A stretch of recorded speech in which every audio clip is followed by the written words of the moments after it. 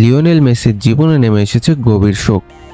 Football বিশ্বের অন্যতম সেরা তারকা মেসির বাবা মারা গেছেন। নিউওয়েলস ওল্ড বয়েজ, মেসির শৈশবের ক্লাব, তার মৃত্যুর খবর নিশ্চিত করেছে।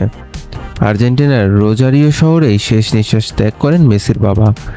দীর্ঘদিন ধরে অসুস্থ ছিলেন এবং চিকিৎসকদের তত্ত্বাবধানে ছিলেন।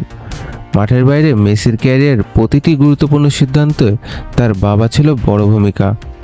শুধু বাবা হিসেবেই নয়, দীর্ঘদিন মেসির এজেন্ট ও সবচেয়ে কাছের পরামর্শদাতার একজন ছিলেন তিনি। ছেলের ক্যারিয়ারের শুরু থেকেই পাশে ছিলেন তিনি। মেসির ফুটবলার হয়ে ওঠার পেছনে পরিবারের যে অবদান, সেখানে তার বাবার ভূমিকা ছিল অত্যন্ত গুরুত্বপূর্ণ। নিজেরও ফুটবলার হওয়ার স্বপ্ন ছিল।